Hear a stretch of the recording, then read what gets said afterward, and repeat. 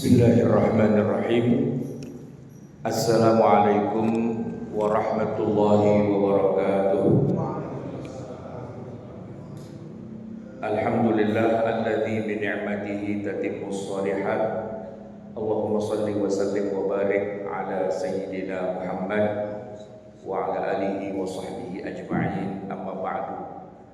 Jamaah hadirin yang dirahmati Allah, ada dua tema yang menjadi topik subjek dari ilmu usul fikih, yaitu tentang syar'u man qablana, syariat yang Allah tetapkan bagi umat sebelum kita, itu apakah berlaku juga buat kita atau tidak, itu ada kajian khususnya. Kemudian dalam ilmu usul fikih juga ada cabang ilmu yang disebut dengan an-nasikh wal mansukh. Dihapusnya sebuah hukum yang awalnya sudah diberlakukan tapi kemudian dihapus atau diganti dengan hukum yang lain langsung oleh Allah Subhanahu wa taala. Nah, jamaah sekalian, biasanya di bulan seperti kita ini, bulan Rajab ya, orang-orang banyak memperingati peristiwa Isra Mi'raj tanggal 27 Rajab. Memang sudah lewat. Tapi sebenarnya di balik dari peristiwa Isra Mi'raj itu ada kaitannya dengan dua subjek yang tadi kita bicarakan, syar'u man qablana dan nasikh wal mansukh. Jadi kasusnya begini, dan ini sering jadi bahan pertanyaan juga. Nabi Musa alaihissalam ketika bertemu dengan Nabi Muhammad di langit yang ke-6, itu ada dialog yang diriwayatkan secara sahih dalam hadis Imam Muslim, yaitu ditanya Nabi kita berapa kali sholat sehari semalam yang diwajibkan Allah kepada Anda. Lalu Nabi kita, Nabi Muhammad menjawab 50 waktu. Kemudian Nabi Musa bilang, umatmu tidak akan kuat menjalankan 50 waktu, maka mintalah keringanan. Nah, jemaah sekalian, petikan ini seringkali oleh kalangan-kalangan sekuler atau kalangan awam itu didinai, dipungkiri kebenarannya. Pertama, dianggap masa Tuhan bisa ditawar-tawar gitu. Masa sih agama buat main-mainan gitu. Seolah-olah tidak pernah terjadi, walaupun itu sebenarnya ada dalam Sahih Muslim. Sahih Muslim loh, Pak.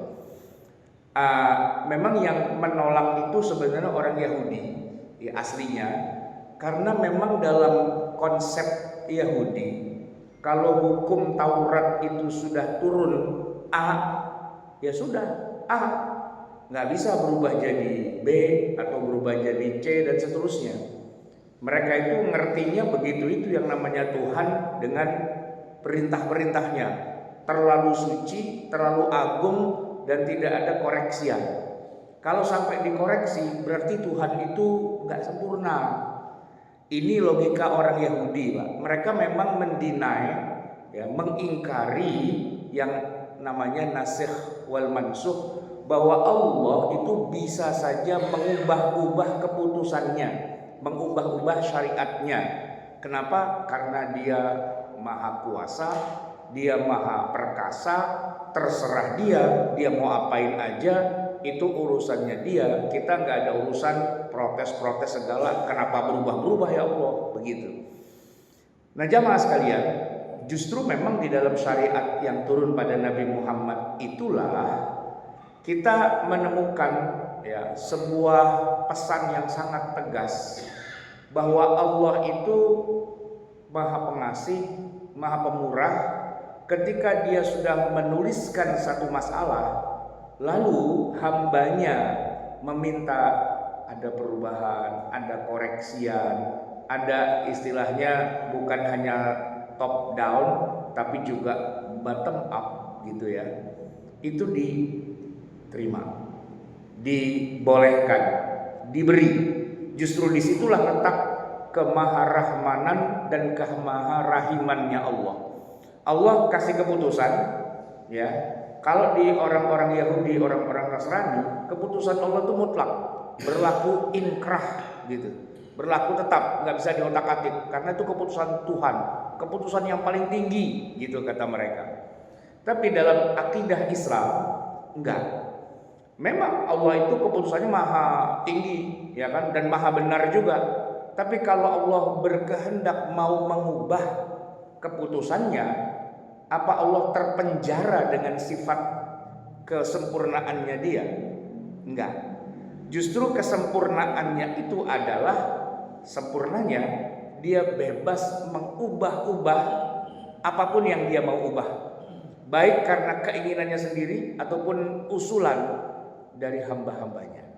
Nah ini Pak, prinsip dasar kayak gini nih oleh dua kalangan tadi itu tidak dipahami. Oleh orang kafir itu tidak dipahami, dan oleh orang Islam yang sok kekafir-kafiran, kebawa-bawa pemikiran sekuler, itu juga kebawa-bawa, dia nggak percaya juga. Masa sih Allah sudah menetapkan 50 waktu terus diubah-ubah jadi 5? Masa semudah itu? Itu logika mereka. Ini terbawa dengan otak Yahudi yang memang akidah dasarnya kayak gitu. Nah dalam Islam enggak. Allah itu maha sempurna, Allah itu maha berkehendak. Kalau dia mau mengubah apapun yang sudah dia ciptakan, terserah dia. Itulah letak maha sempurnanya Allah. Ya, jadi wa huwa ala kulli syai'in qadir. Dia maha berkuasa atas segala sesuatu, termasuk apa yang sudah dia ciptakan. Kalau dia mau ubah itu bisa. Keputusannya kalau dia mau ubah juga bisa. Suratan takdir yang sudah ditulis itu pun juga bisa. Makanya jamaah sekalian, aneh kan? Ada doa minta dipanjangkan umur. Padahal selama ini kita tahunya yang namanya umur orang itu kan sudah ditentukan sama Allah, ya kan? Allah sudah tentukan setiap orang umurnya sekian gitu. Dan kalau sudah sampai ajalnya tidak bisa ditunda. Kan ada tuh, ya kan? Fa idza jaa ajaluhum la yastakhiruna sa'atan wa la yastaqdimun. Kalau sudah sampai ajalnya maka tidak bisa ditunda, tidak bisa dipercepat. Kan begitu ayatnya. Tapi ada juga perintah Allah untuk minta doa panjang umur. Panjangkan umurku dalam keadaan taat kepadamu ya Allah. Saya tanya Pak, kalau Allah sudah takdirkan umurnya segitu lalu dia doa, kira-kira dimungkinkan nggak doanya diterima? Dimungkinkan kan? Nah iya, kalau nggak mungkin ngapain Allah suruh doa aja? Ya enggak lah, percuma doa kalau emang udah ditentukan. Nah Pak, orang nantinya bakalan masuk surga atau bakalan masuk neraka, saya tanya, sudah ditulis belum takdirnya? Sudah. Kalau sudah, ya terus buat apa kita sholat, puasa, zakat, haji, dan taat pada Allah? Kan udah ketahuan takdirnya. Ngapain kita berusaha? Itu kan logikanya. Nah jawabannya adalah, walaupun Allah sudah menuliskan takdir itu, apakah kita masuk surga atau neraka? Masuk neraka. Ya Allah perintahkan kita suruh ibadah, suruh taat, suruh taubat, suruh minta ampun, suruh ini, suruh itu dan sebagainya, agar takdir itu bisa dirubah. Jadi takdir itu bisa dirubah Pak. Siapa bilang takdir tidak bisa dirubah? Nah pemikiran Yahudi saja yang berpikiran bahwa ya takdir itu udah begitu, udah nggak bisa diotak-atik. Enggak. Dalam syariat Islam, dalam akidah dasar Islam, takdir itu sangat-sangat bisa diubah. Makanya kita bisa menemukan kata-kata dari Khalifah Umar ketika beliau itu ya jadi khalifah, hampir mau datang ke negeri Syam, ke Damaskus, Suriah. Gubernurnya, anak buahnya, yaitu Abu Ubaidah Ibnul Jarrah, itu menyongsong beliau di tengah padang pasir, mencegah jangan sampai Umar datang ke negerinya dia, ke kota Damaskus itu. Ada apa? Karena di situ sedang terjadi wabah yang mematikan. Orang terkena penyakit itu Pak, nular ya, wabah namanya. Itu pagi kena, sore mati, sore kena, besok pagi mati gitu Pak. Jadi mematikan sekali. Dan Abu Ubaidah Ibnul Jarrah segera mengabari Umar sebelum datang ke negeri itu. Di tengah padang pasir terjadi pertemuan dengan physical distancing, ya, jarak jauh. Umar, di sini lagi ada wabah, Anda jangan ke sini atau bagaimana terserah Anda, gitu. Umar mengatakan, oh gitu ya, sudah banyak korbannya, sudah gini. Nah, kemudian kata Umar, kalau gitu saya nggak jadi ke sana, saya balik lagi ke Madinah saja. Disitulah Abu Ubaidah ibn Jarrah bertanya kepada Umar, afiraran min qadarillahi ya Umar, apakah Anda lari dari takdirnya Allah wahai Umar? Anda lari dari takdir Allah, bukankah Anda ditakdirkan mati di sini? Ya, tapi Umar menjawab dengan santai, firaran min qadarillah ila qadarillah. Saya lari dari takdir Allah yang satu kepada takdir Allah yang lain. Kalau saya ke sini takdirnya mati, tapi kalau saya balik lagi takdirnya hidup. Itu takdir Allah. Ini juga takdir Allah, dan itu semua, itu semuanya adalah takdir Allah juga. Nah, tinggal kita mau pilih yang mana takdir kita. Ini jadi dalam nih Pak kajiannya. Jadi jangankan cuman syariat puasa, sholat 50 waktu, takdir aja itu bisa diubah. Bukan kita yang mengubah, tapi Allah. Cuma Allah itu mengubah kadang-kadang itu juga tergantung kita minta apa enggak. Kita berusaha untuk mengubahnya juga apa enggak. Makanya ada ayat bunyinya, innallaha la yughayyiru ma biqaumin hatta yughayyiru ma bi anfusihim. Allah tidak mengubah nasib suatu kaum sebelum kaum itu juga berupaya, berniat, berkehendak untuk mengubahnya. Dia upayakan sambil dia panjatkan doa pada Allah, bisa jadi Allah ubah nasibnya. Nah, jamaah sekalian, jadi ketika Nabi Musa bilang kamu minta aja dikurangi, lalu kan dikurangi sampai tinggal 5 itu Pak ya waktu sholatnya, itu sah banget dan sahih banget hadisnya, dan tidak perlu kita mendinai-dinainya, tidak perlu menolak-nolaknya dengan alasan nggak logis. Logis, 100% logis. Kenapa? Karena Allah itu Maha Rahman, Allah itu Maha Rahim. Apapun bisa diubahnya, tergantung kita minta apa enggak. Tapi begini Pak, itu kan pensyariatan, yang minta itu kan Nabi, ya kan? Lagian itu masih di langit, istilahnya masih berupa draft, belum diteken Pak, belum distempel, masih draft. Yang namanya draft itu masih bisa didiskusikan, di lobby, di otak-atik dan sebagainya, ya, sampai deal. Nah, ketika dia sudah turun jadi syariah, nah walaupun masih bisa juga Pak diubah, gitu, masih bisa diubah, tapi terbatas.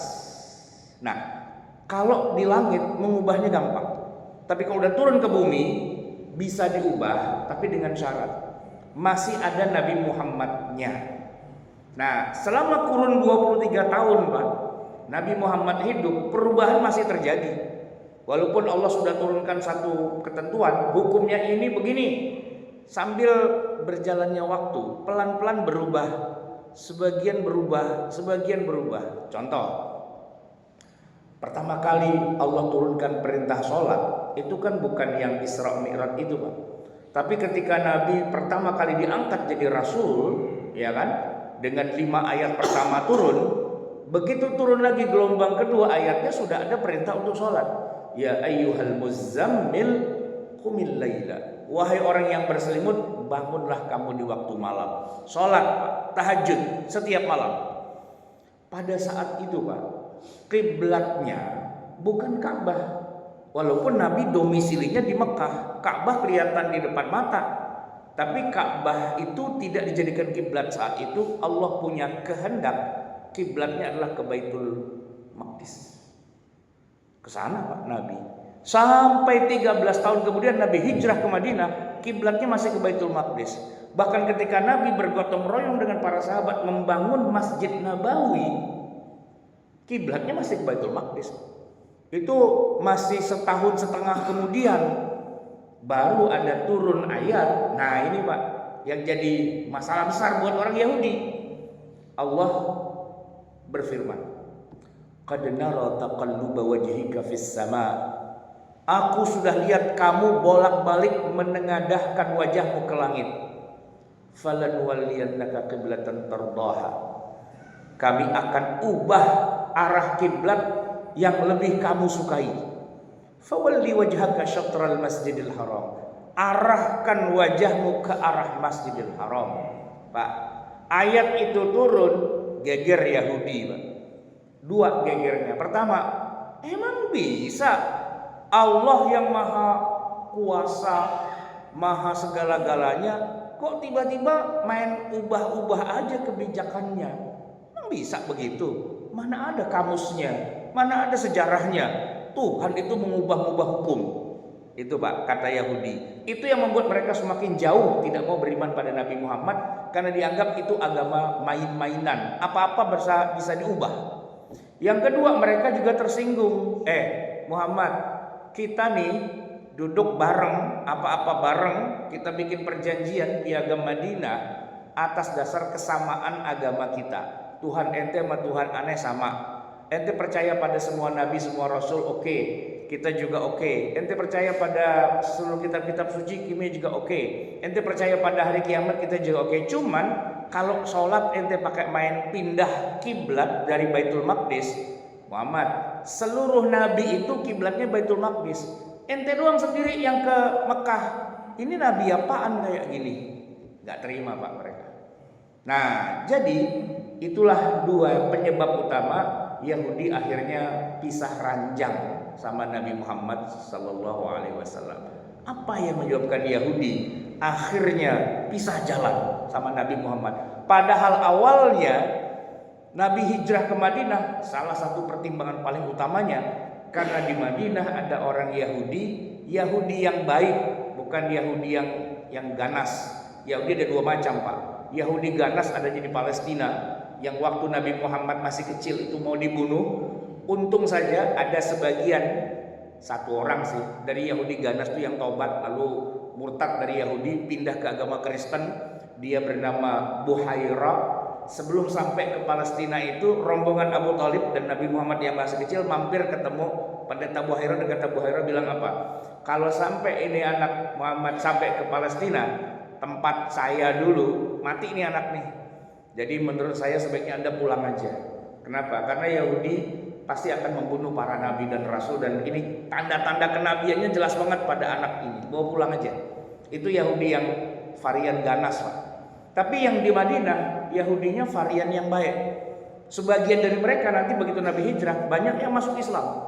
Ada Abdullah bin Salam, ada Ka'ab bin Malik, ada juga ada Sofiyah binti Huyai al-Akhtab, dan banyak dari kalangan Yahudi itu yang masuk Islam. Mereka varian yang baik. Makanya Nabi ketika pindah atau hijrah ke Madinah, salah satunya karena mau ketemu dengan Yahudi yang baik-baik itu, yang percaya akan kenabian Muhammad. Awalnya mereka percaya, Pak. Bahkan orang-orang Madinah itu udah didoktrin duluan sama Yahudi di situ bahwa akan ada nabi terakhir dengan ciri-ciri seperti ini. Dan ketika orang-orang Madinah menemukan ada Nabi Muhammad di Mekah, mereka tawarkan untuk hijrah ke Madinah atas persetujuan orang-orang Yahudi di Madinah. Cuma setelah berjalan beberapa waktu, Al-Quran mulai menunjukkan identitasnya. Tidak harus Quran itu sama terus dengan Taurat. Banyak yang kemudian dikoreksi. Ya, banyak kemudian yang mulai berbeda arahnya dengan apa yang ada di Taurat. Kenapa? Karena itu hak prerogatif Allah. Allah maunya mengubah aturan hukumnya dan sah-sah saja, tapi Yahudi tidak terima. Ya sudah, pisah jalan gitu, Pak. Yahudi itu, Pak, mulai dongkolnya sama Nabi itu gara-gara pindah kiblat, nomor satu. Yang kedua, pindah puasa. Nabi, Pak, begitu sampai ke Madinah, puasanya itu puasa Yahudi, Pak, yang diikutin itu. Puasa Yahudi. Kalian ada apa puasa tanggal 10 Muharram? Oh, kami memperingati hari dimenangkannya Musa dari Fir'aun. Fir'aun tenggelam 10 Muharram. Kami diajarkan oleh Nabi kami, Nabi Musa, untuk menjadikan hari ini sebagai hari besar dengan cara berpuasa. Nabi kita, Pak, ikut puasa menghormati Nabi Musa. Itu kan bahagia banget orang Yahudi. Cocok dah kalau gitu, ente emang beneran Nabi. Kenapa? Sesuai dengan ajaran kita. Ikut, Pak, Nabi Muhammad puasa bulan Muharram tanggal 10. Bahkan sampai sekarang pun kita umatnya masih disuruh Cuman kan ada koreksian sedikit. Apa? Yang tadinya kita wajib puasa 10 Muharram, kemudian Allah turunkan kewajiban puasa Ramadan. Syahrul Ramadan alladzi unzila fihi al-Qur'an hudal linnasi wa bayyinatin minal huda wal furqan faman syahida minkum asy-syahra falyasum. Nah, diubah Pak, kewajiban puasa 10 Muharram geser ke kewajiban bulan Ramadan. Walaupun 10 Muharramnya enggak dicabut, tapi jadi puasa sunnah. Tapi itu Pak, Yahudi sekali lagi ngamuk. Sholat udah lo obrak-abrik, sekarang puasa lo obrak-abrik, besok apalagi yang mau diobrak-abrik. Mereka nggak terima, karena dalam pandangan mereka sekali Allah turunkan hukum dalam Taurat, ya itulah yang dipakai terus. Mana ada Tuhan mengubah-ubah. Nah jamaah sekalian, kafirnya orang Yahudi karena tidak percaya bahwa Allah itu maha sempurna, dialah yang menyempurnakan agamanya. Apa yang maksud dengan menyempurnakan? Mengubah dari yang tadinya A jadi B, dari B jadi C, C jadi D dan seterusnya, terserah Allah. Dan itu semua turun di dalam Al-Quran, wabil khusus ayat-ayat Madaniyah yang turun di Madinah itu jumlahnya membengkak, ya, sampai berkali-kali lipat dari jumlah ayat yang turun di Mekah. Kalau di Mekah Pak, ayat turun dikit-dikit dan jarang-jarang, pendek-pendek. Tadi yang dibaca oleh imam kita, idza syamsu kuwirat, itu turun di Mekah Pak. Itu udah paling panjang tuh. Kalau yang lain Pak, gitu, kuliah gitu, pendek-pendek gitu kan. Tapi kalau kita baca ayat-ayat Madaniyah, yang ada di Al-Baqarah, Ali Imran, An-Nisa, Al-Maidah, itu panjang-panjang ayatnya. Udah gitu sering Pak, sehingga membuat volume konten Al-Quranul Karim itu melebihi kontennya Taurat. Dan kalau digabung lagi dengan Injil, Taurat Injil jadi satu, Quran tetap lebih banyak. Ditambah lagi dengan Zabur, ya, kontennya 3 surat, 3 kitab suci itu kalah jauh jumlah ayatnya dibandingkan dengan Al-Quran. Bahkan dengan seluruh kitab suci yang pernah Allah turunkan, itu semuanya kalah jauh dengan Al-Quran. Di mana letak explosionnya, meledaknya itu ketika Nabi hijrah ke Madinah, cuman dalam waktu 10 tahun ayat itu bertubi-tubi turun, bertubi-tubi turunnya, dan rata-rata mengoreksi apa yang sudah ada di dalam Taurat. Dan disitulah kekafiran orang Yahudi tidak mau terima ketika Allah mengubah aturan dan hukumnya. Jamaah sekalian yang dirahmati Allah, kita kembali kepada sholat yang tadinya 10 jadi 5. Sebenarnya waktu Allah bilang 5 waktu itu pun sebenarnya belum final, Pak. Belum final. Kalau 5-nya final, tapi sholatnya belum final. Karena begitu Nabi turun besoknya Pak, sholat zuhur pertama kali ya, yang dilakukan oleh Nabi SAW itu berdasarkan apa yang dicontohkan sama Jibril. Jibril di tengah hari bolong turun, "Qum ya Muhammad, bangun, inilah waktunya." Kemudian Jibril sholat zuhur untuk pertama kali Pak, 2 rakaat. 2 rakaat salam. Lalu kata Jibril, ikuti saya. Nabi kemudian sholat zuhur pertama kali 2 rakaat. Udah, Jibril pergi. Begitu waktu asar datang, Jibril bilang, "Qum ya Muhammad, bangun, dan ini waktunya." Jibril sholat 2 rakaat, Nabi juga sholat 2 rakaat. Maghrib, Isya, Subuh, 2. Waktu itu prosesnya masih paling dasar. Sholatnya cuma 2 rakaat. Jadi kita sholat sehari semalam saat itu cuma 10 rakaat saja. Itu awalnya. Nah, itulah kenapa kemudian kalau kita disuruh menyebutkan nama-nama waktu sholat yang 5, kita mulainya dari zuhur Pak. Padahal kan kita bangun tidur subuh dulu kan. Tapi kenapa nyebutnya itu zuhur duluan? Karena secara tasyri', proses pensyariatan, yang turun pertama zuhur dulu. Makanya sebutkan 5 waktu sholat: zuhur, asar, maghrib, isya, subuh. Padahal kan subuh baru besoknya, tanggalnya udah berubah gitu kan. Nah tapi begitulah karena pensyariatannya. Dan perubahan tanggal kan bukan dari zuhur Pak. Perubahan tanggal kalau nasional dari 12 malam, kalau tanggal hijriah kan dari maghrib. Tapi kita nggak memulai urutan sholat dari maghrib, isya, subuh, enggak. Kita mulai dari zuhur. Kenapa? Karena begitulah proses pensyariatannya. Ya walaupun ada juga, saya masih SD dulu diajarin sama guru saya kalau suruh sebutin 5 waktu, mulainya dari Isya katanya. Isya, subuh, lohor, asar, maghrib, Islam katanya gitu. Isya, subuh, nah zuhurnya jadi L, lohor katanya gitu. Isya, subuh, lohor, asar, maghrib itu namanya ya itu cocokologi aja gitu. Agak benar tapi salah gitu sebenarnya. Jadi barulah kemudian nanti perlahan-lahan Allah turunkan perintah lagi tambahan, sholatnya menjadi 4 rakaat khusus pada sholat zuhur, asar dan isya. Kemudian ditambah 1 rakaat saja khusus untuk maghrib, subuhnya tidak ditambah sama sekali. Cuma dengan satu catatan, ketika dalam perjalanan perang sholat yang 4 boleh balik lagi menjadi 2, makanya disebut dengan sholat qasar.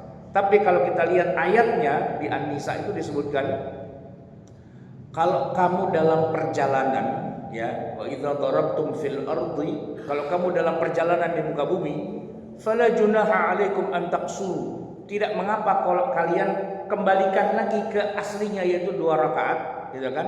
Tapi ada syaratnya. In khiftum ay yaftinakumul ladzina kafaru.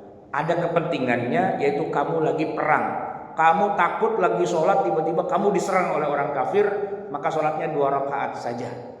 Ya udah, jadi kita akhirnya sholat qasar dari 4 jadi 2. Hanya yang 4 yang jadi 2 itu. Nah tapi ada kejadian menarik. Waktu Nabi lagi haji setelah Fathu Makkah, Mekah sudah dikuasai, Nabi berangkat ke Mekah itu dalam keadaan aman. 2 tahun kemudian Nabi kan haji. Sudah tidak ada permusuhan karena Mekah sudah takluk ke tangan umat Islam. Jadi perjalanan ini perjalanan damai.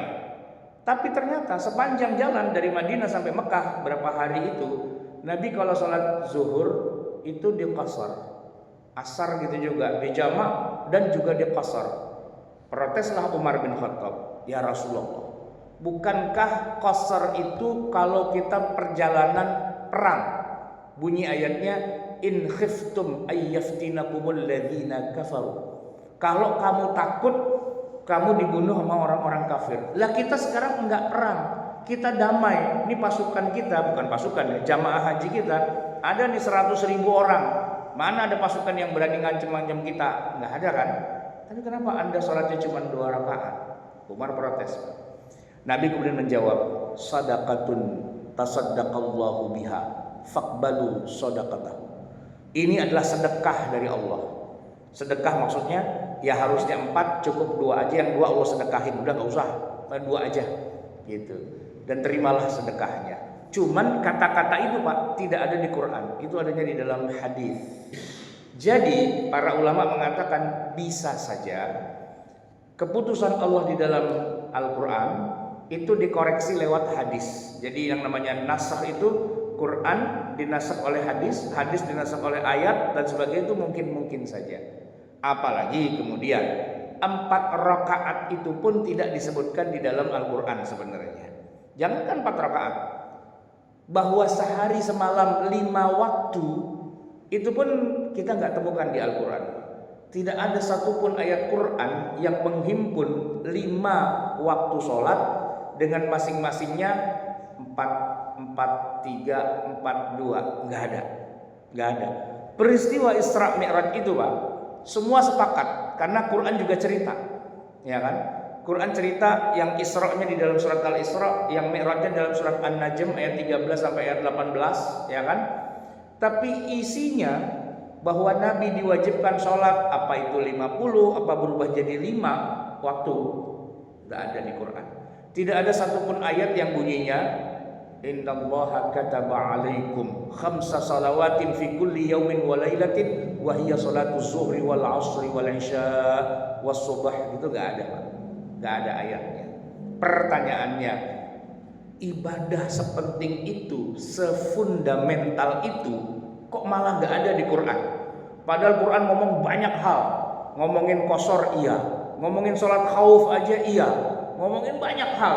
Tapi yang paling fundamental 5 waktu dengan 17 rakaatnya, sama sekali Quran diam 1000 bahasa. Pertanyaannya, ada apa? Ada apa Pak kira-kira? Kenapa Quran tidak bicara 5 waktu? Padahal itu fundamental. Padahal itulah yang akan ditanya pertama kali ketika kita menghadap Allah. Kata Nabi, inna awwala ma yuhasabu bil 'abdu min 'amalihi yaumal qiyamati as-shalah. Yang pertama akan dievaluasi itu 5 waktunya dulu.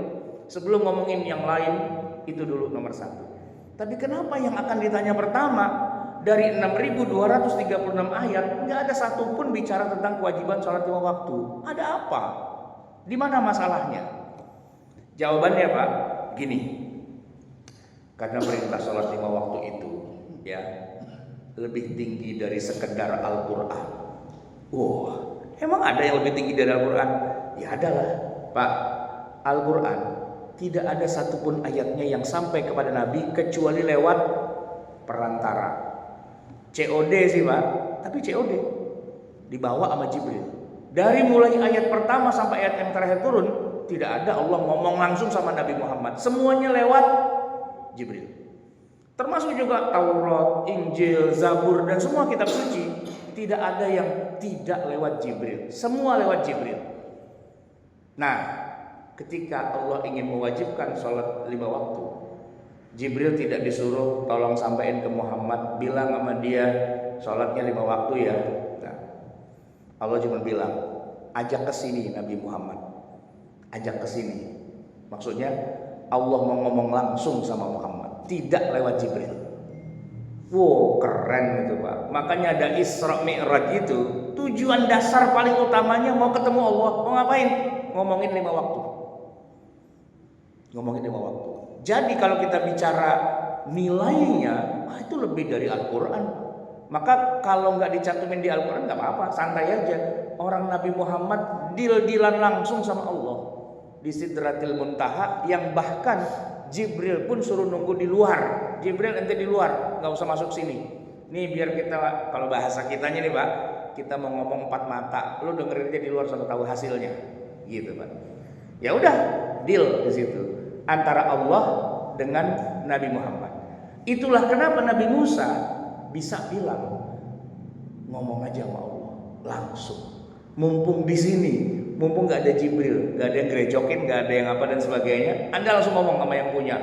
Kalau ibaratnya kita mau beli tanah Pak, langsung tanpa perantara, deal-dealan, gitu Pak. Nah, dan langsung diembrekin gitu Pak. Kalau orang mau beli tanah nih Pak, jual tanah gitu ya, kita pengen beli tanah, ya kan, pakai perantara ribet Pak, nggak selesai-selesai urusannya, ya kan.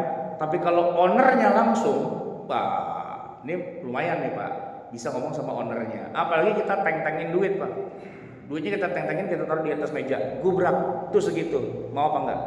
Kalau enggak, gua tarik lagi nih semua, gitu. Biasanya dia bilang oke deh, gitu. Ya walaupun belum semua Pak, baru 50%, tapi mau nggak? Kalau mau ambil tuh 50%, sisanya saya cicil, gitu.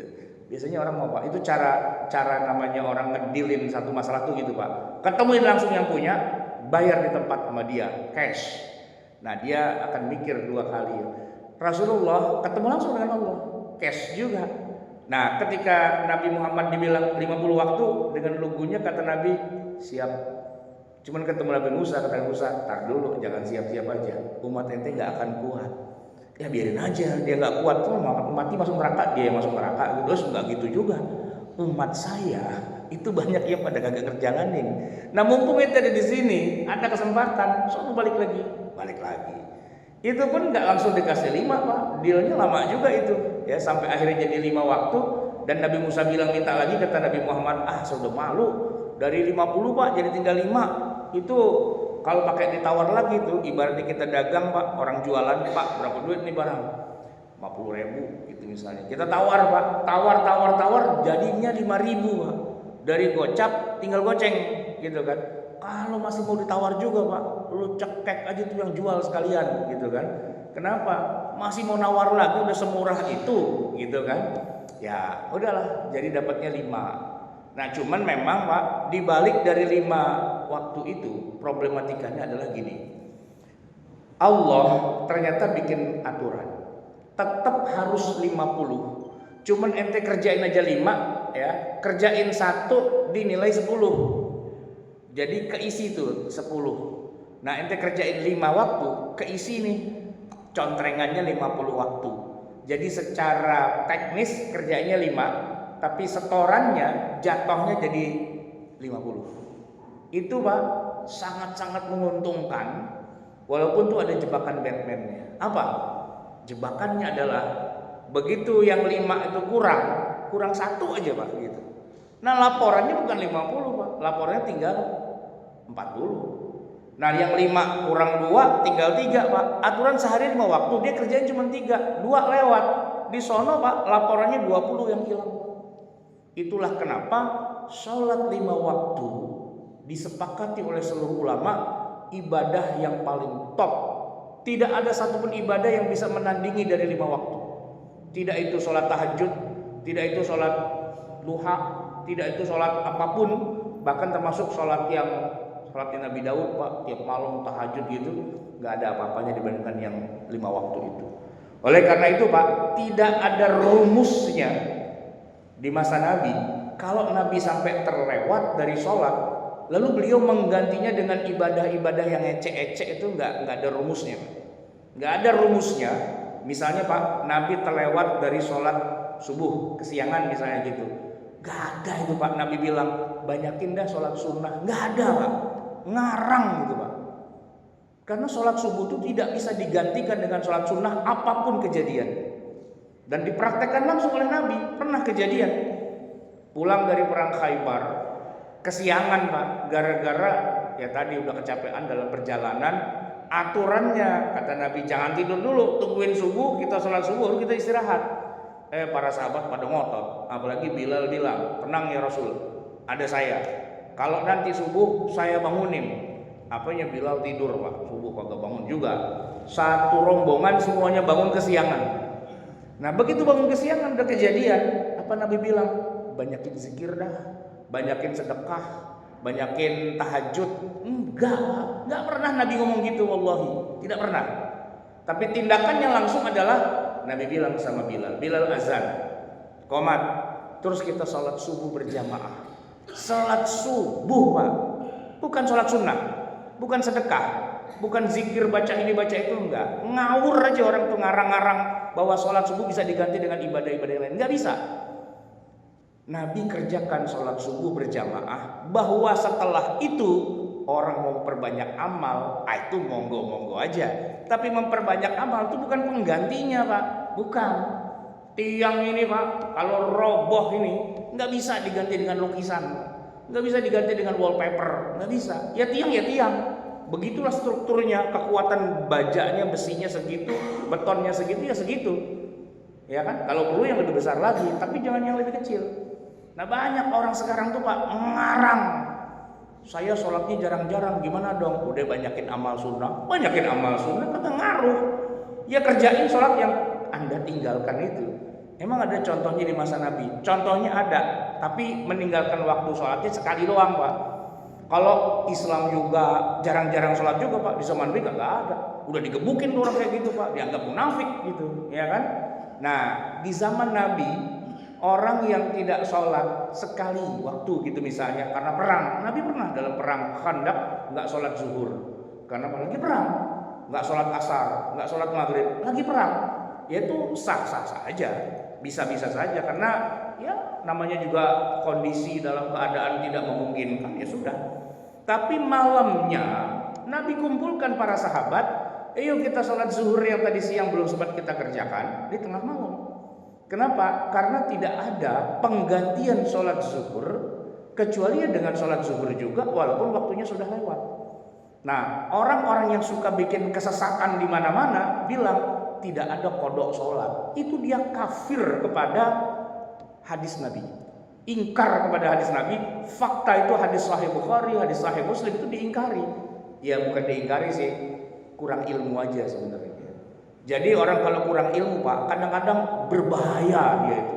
Ya kan harus hati-hati dan harus kritis juga. Nabi pernah meninggalkan sholat zuhur, asar, maghrib karena perang, ya kan? Tapi konsekuensinya adalah diganti dengan sholat yang sama walaupun waktunya sudah terlewat. Nabi sendiri yang berkata, man nasiyas sholata, siapa yang terlupa dari mengerjakan sholat, maksudnya 5 waktu, au nama anha, atau dia tertidur, falyusalliha, salat itu tetap wajib dia kerjakan. Idza dzakaraha, begitu dia ingat. Dan tidak ada satupun amalan yang bisa mengganti itu kecuali dengan salat yang sama. Kenapa? Itu Pak, lihat. Aturannya 50, kerjain 5. Begitu hilang 1, 10 tuh yang hilang tuh Pak. Dan itu tidak bisa diganti dengan apapun kecuali dengan sholat yang sama. Nah kalau sudah diganti, Anda mau banyak yang sholat sunnah, ya kan? Silahkan aja. Kalau nggak ganti dengan sholat sunnah, ya nggak apa-apa juga. Karena yang intinya bukan sholat sunnahnya, yang intinya sholat fardunya.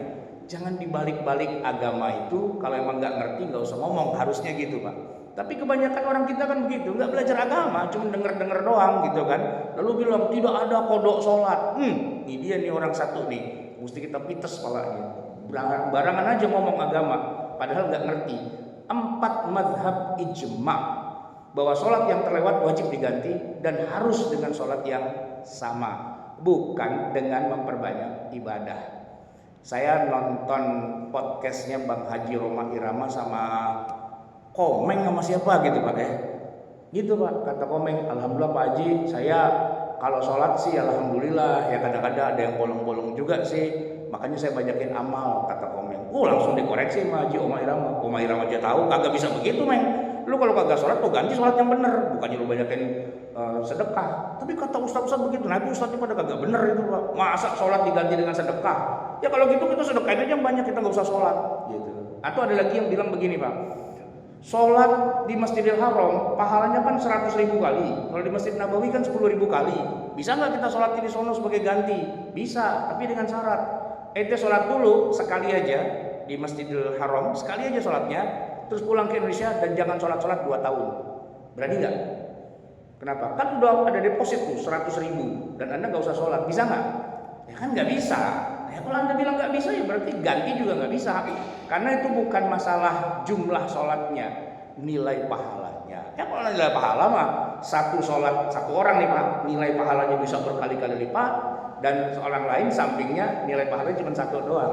Kayak kita sholat di masjid Pak, ini kita sholat di masjid 27 derajat kan.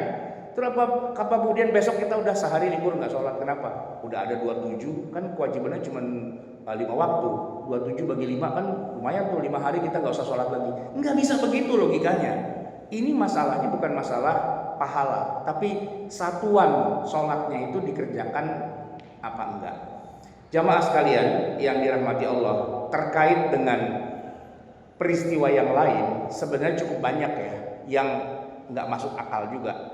Dan banyak juga yang mengatakan Isra Mi'raj itu adalah peristiwa yang sifatnya hanya spiritual, sifatnya hanya metafisika. Nabinya sendiri tetap ada di situ, rohnya aja yang terbang kemana-mana ketemu dengan rohnya para nabi dan sebagainya.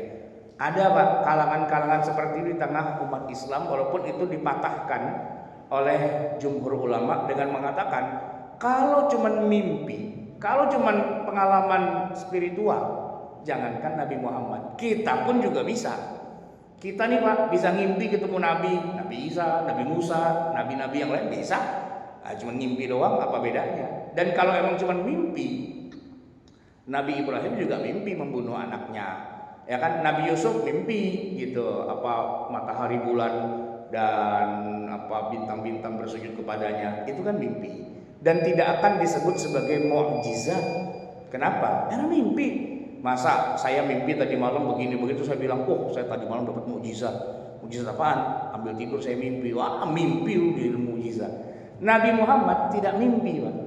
Beliau memang berangkat dengan rohnya, dengan jasadnya ke Masjidil Aqsa, ke Baitul Maqdis, ya kan? Itulah yang disebutkan di dalam Al-Quran, gitu. Nah kalau sampai ada umat Islam bilang Nabi Muhammad tidak kemana-mana, di situ-situ saja, agak berbahayanya adalah seperti dia mengingkari ayat Al-Quran. Padahal Nabi melihat langsung, Nabi datang ke sana bertemu. Nah memang tidak masuk akal Pak. Tapi ya namanya juga mukjizat. Masa ada mukjizat masuk akal? Ya enggak. Nah saya bilang enggak masuk akalnya begini Pak. Kalau cuman dari Mekah sampai Baitul Maqdis dalam waktu 1 malam bolak-balik, mungkin ukuran zaman segitu enggak masuk akal. Mungkin ya. Kenapa? Karena itu jaraknya 1.200 kilo. Jakarta Bima 1200. Kalau di zaman Nabi itu perjalanan dari Mekah sampai Baitul Maqdis itu paling enggak 40 hari perjalanan.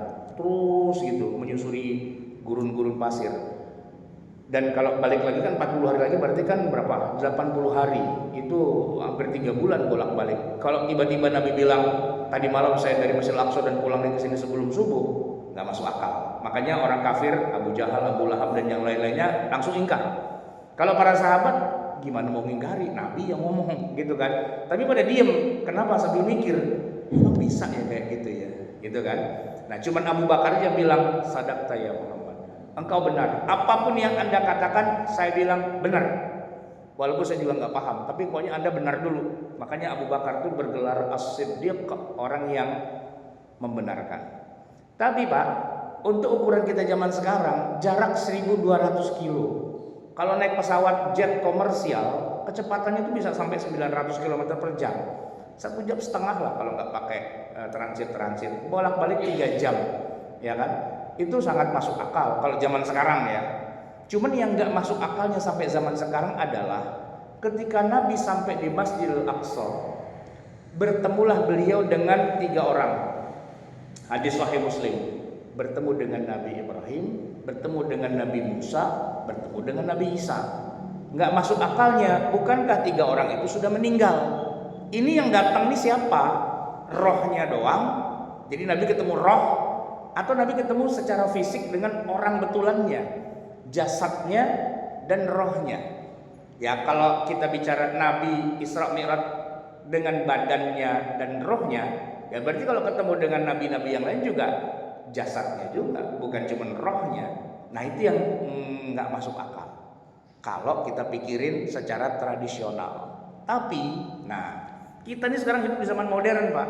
Banyak hal-hal yang dulu nggak masuk akal, sekarang logis banget. Orang dulu Pak, ya 5 abad yang lalu lah, kalau dibilang ada besi bisa mengapung di atas permukaan air, mereka pasti akan bilang, lu udah gila ya. Mana bisa besi ngapung di air?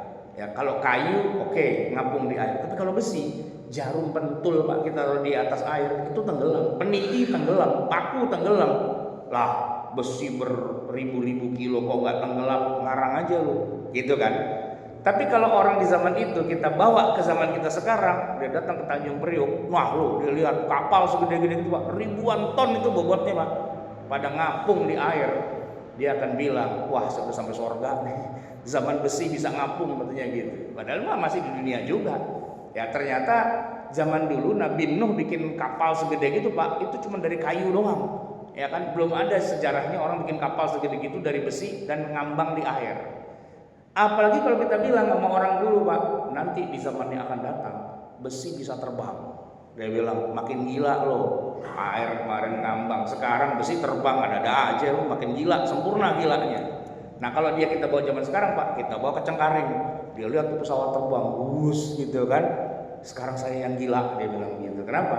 Ya karena besi bisa terbang zaman sekarang Pak. Kan sesuatu yang nggak masuk akal menurut ukuran dia, tapi menurut ukuran kita bisa. Besi bukan cuma bisa ngambang, bisa terbang, dia bisa keluar angkasa gitu ya.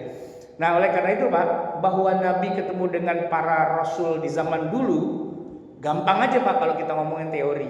Teorinya adalah kata Einstein, kalau ada benda berkecepatan melebihi kecepatan cahaya, maka terjadilah yang namanya relativitas waktu. Orang yang bepergian ke bintang dan balik lagi, dia akan mengalami perjalanan menurut dia cuma 2 hari, 3 hari, seminggu paling lama. Tapi begitu dia balik lagi ke dunia, ke bumi ini, dia akan menemukan anaknya yang dulunya minta gendong, sekarang udah jadi nenek-nenek, udah punya anak, udah punya cucu.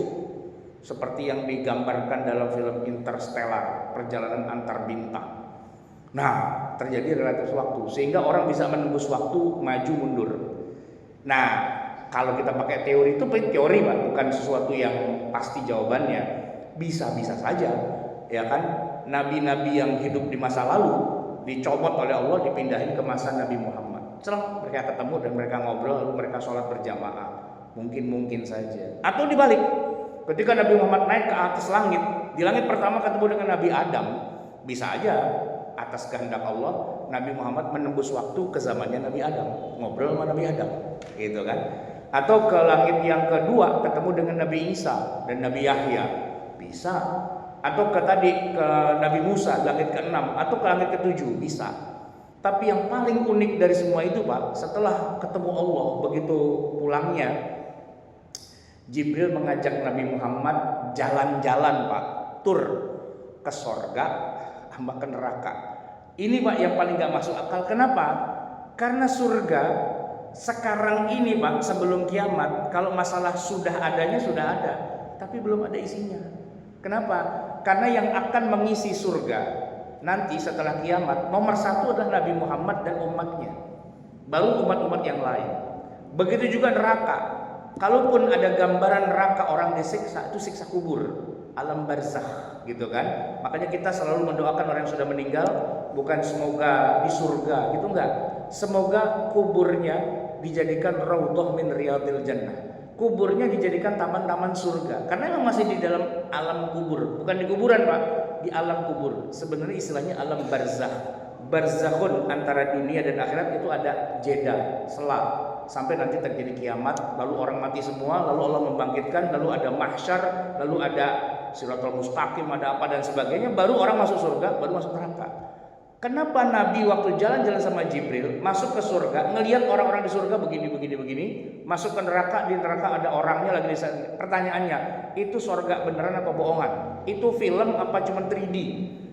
Itu AI atau memang beneran? Ya kalau cuma AI berarti bukan mukjizat, Pak. Kita juga bisa bikin surga-surgaan pakai green screen gitu, Pak. Tapi yang dilakukan itu adalah beneran. Pertanyaannya, kan surga belum ada penghuninya. Kan neraka belum ada penghuninya. Kok bisa Nabi cerita, saya melihat di dalam neraka ada orang makan riba, siksaannya begini, ada orang makan harta anak yatim, siksaannya begini, gitu kan? Cerita Nabi begitu dalam hadis yang sahih. Kok bisa? Ya tadi, kalau kita pakai teori relativitas waktu, tadi Nabi mundur ke belakang ke zaman Nabi, terus Nabi maju ke depan, Pak. Kiamat udah lewat, udah ada zaman surga neraka dan Nabi lewat di situ, terus balik lagi ke kita. Tapi lagi-lagi, Pak, itu teori, belum tentu benar. Cuman kalau kita bicara tentang teori, namanya juga teori, Pak. Ya, antara benar dengan tidak, wallahu alam. Cuman kita rada nyambung gitu, Pak. Ketimbang orang-orang zaman dulu. Orang zaman dulu lebih nggak paham lagi. Makanya orang dulu dengan segala keterbatasannya langsung bilang, nggak mungkin. Langsung dia kafir, langsung dia bilang, itu mimpi. Gitu. Tapi kalau kita bilang sekarang, enggak harus mimpi. Itu bisa-bisa saja secara teori begitu. Bukankah cerita dalam Al-Quran gitu juga, Pak? Surat Al-Kahfi, Pak. Pemuda-pemuda yang masuk ke dalam goa itu kan merasakan mereka itu tidurnya cuma sehari atau setengah hari atau 1 hari kan? Ya, kam labistum qala labisna yauman aw ba'dha yaum. Ya, kita paling sehari atau setengah hari lah gitu. Terus ternyata kalau diukur dengan ukuran zaman orang-orang zaman itu, mereka tidur 300 tahun tambah 9 tahun. Cumanya, Pak, tubuh mereka tidak mengalami perubahan sedikit pun. Kalau dibilang mereka tidur 300 tahun, harusnya tubuhnya menua, Pak, karena metabolisme jalan kan. Harusnya mereka menua, jadi kakek-kakek, tumbuh jenggot, tumbuh apa, tapi mereka enggak. Begitu mereka bangun, mereka enggak saling bingung. Harusnya, Pak, kalau beneran mereka tidur selama 300 tahun, ya kan? Begitu bangun mereka pada kaget, loh ada nenek-nenek di sini, ada kakek-kakek gitu. Kenapa? Karena 300 tahun, Pak, tumbuh gitu kan. Nah, ternyata enggak. Begitu mereka bangun, mereka enggak saling heran. Ya tamak emang. Kalau ditanya, berapa lama nih kita tidur? Paling sehari. Realnya memang sehari, Pak. Makanya begitu bangun lapar. Ya kan, kenapa? Karena baru sehari enggak makan. Ya udah cari makanan di sana gitu kan. Cari makanan, begitu dia ketemu dengan peradaban baru dia bingung. Udah berubah. Udah 300 tahun ternyata, Pak. Mereka tidak mengalami 300 tahunnya itu. Cuman orang-orang mengalaminya mereka seperti tertidur 300 tahun. Berarti kan ada relativitas waktu di situ, ya kan? Dimungkinkan Al-Quran sudah cerita di zaman dulu, ya mungkin saja. Tapi kita nggak bisa mengatakan harus seperti itulah penjelasannya, karena bisa jadi yang namanya teori. Hari ini kita bilang benar, besok pagi udah berubah lagi karena ada teori yang lebih baru lagi. Tapi intinya kita tidak boleh mengingkari bahwa yang namanya mukjizat ya bisa-bisa saja terjadi, tapi kayak apa bentuknya ya Wallahu a'lam bishawab. Kita hanya mengimani saja dan kita membenarkan sebagaimana seorang Abu Bakar mendapatkan gelar As-Siddiq, ya kita benarkan, bukan kita ingkari. Itu jamaah sekalian yang dirahmati Allah, semoga bermanfaat. Sudah 55 menit rekaman saya. Insya Allah semoga kita ambil hikmahnya, kita jadikan momentum Isra Mi'raj yang sering kita peringati itu untuk memperbaiki tatanan hidup kita. Pertama, kita semakin percaya bahwa Nabi Muhammad adalah seorang Nabi yang punya mukjizat dengan segala macam kemukjizatannya. Yang kedua, bahwa Allah itu punya hak prerogatif untuk mengubah-ubah hukumnya sesuai dengan ketentuannya.